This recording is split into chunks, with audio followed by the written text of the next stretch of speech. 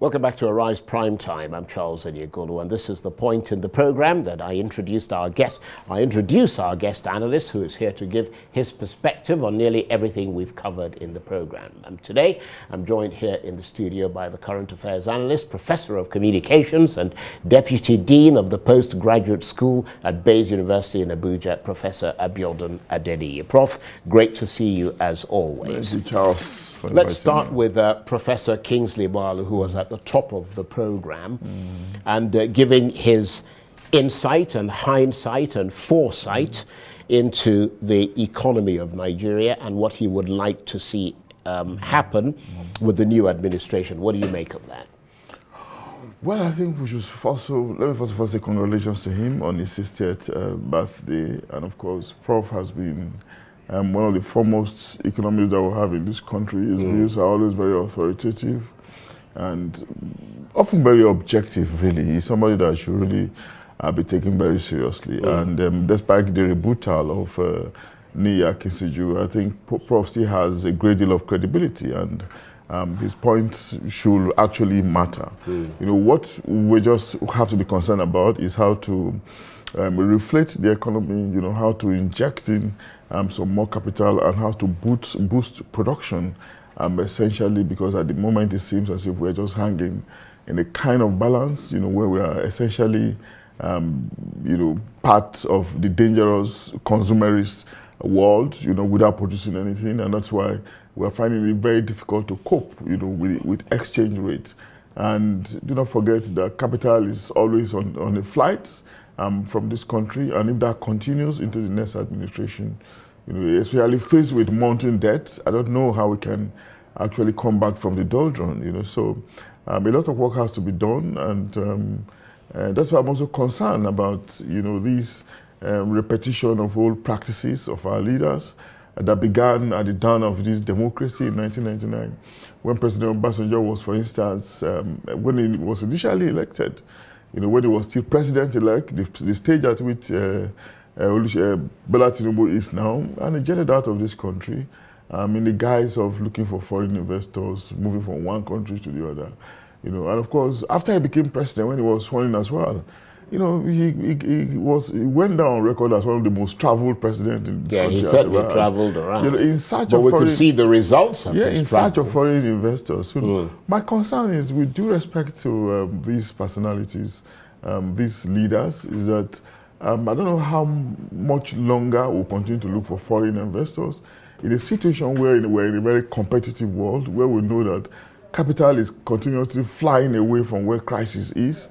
And instead of looking at our domestic environment and trying to improve it, improve security, looking towards how we can boost production, you know, develop solid minerals, boost agriculture, you know, and help our system from the inward, be inward looking, you know, and we still rely on these exogenous factors, thinking that they can be helpful to us. I do not know the wisdom behind the continuous search for foreign investors, but the indices in the present world show me that nations will have to help themselves. And we have seen it happen across the world. You know, nations like China, Singapore, Malaysia, they'll keep referring to, you know, have actually been very, very ingenious, you know, and that's why they've been able to become, emerge as nations that we can reckon with when it comes to market economic development. Yes, and that's a very good point that you make. Very, very measured and objective assessment. Thank you. And of course, beyond foreign direct investment, I mean, the other things that Professor Marlow talked about, there's youth unemployment, there's inflation, there's low productivity, and how Nigeria deals with those problems is important in a world in which more than 70% of global trade is in manufactured goods. Yeah, I think the youth unemployment is also a major question. Remember the other day we actually had a discussion here. MBS is trying to you know, reconfigure the number of unemployed in this country using a different methodology, which is likely to give us a different result. Yes. But beyond that is the fact that it's a reality, you know, that We're witnessing a youth budge. The youths are becoming conscious, increasingly so. And of course, they're becoming disenchanted, which explain their increased participation in the last election. And we saw what their preference was, as the case could be. The disappointment is increasing because, the disillusionment is also leading to the new concept of Japa, and no country can afford to be exporting some of his best, his future, as we seem to be doing. So attention has to be given to them. How do you give them that attention? Just a promise that there's hope for this country, that they have hope, but how do you also give them that hope? They have to see some practical things on ground, some conscientious plans, to make things happen in another 5 years, or in another 2 years, in another 7 years, 10 years, deliberate plans, not these externalization of our hope, so to say.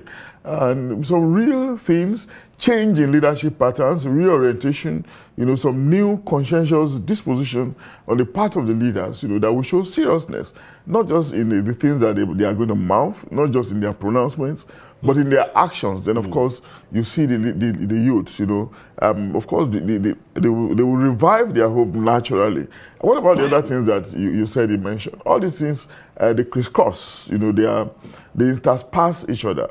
But I dare say that if we see the new direction of leadership, and if it is rightly positioned, rightly oriented, it's just taken for granted situation that the citizens, particularly the youth, will reinvest their hope in the system. Everybody will come back to a common page, because nobody wants to have some level of disbelief in his nation state. Just very briefly, because we've got about 30 seconds or so. Niyi Akinshiju was also here, who represents the APC campaign media directorate. He was dispelling the reports that Mr. Tinubu hasn't gone abroad to woo investors, but is there because he's sick. What do you make of all of that? Well, Lee is my friend, and I appreciated his explanation, but in brand building, there's something that we often say, it is the name that you call yourself that I'm going to call you. I understand your name is Charles Anagolu. I cannot now call you Andrew Jackson, because that's not that's not what you told me you are. So they have told us what the situation is. The onus is on us to just believe them, as the case is, that he has gone to seek foreign investment, and of course, he may not go around the entire Europe. There's a way in which he can be in France, for instance, and get investors from across European countries to come to France and talk to him.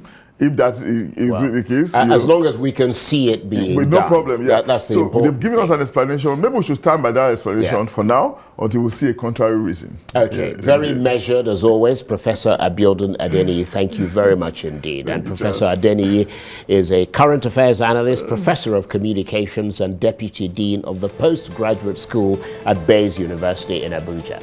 That's it for this edition of Arise Prime Time. Join us again tomorrow from me and the entire team here in Abuja and Washington. Bye-bye, and thank you for watching.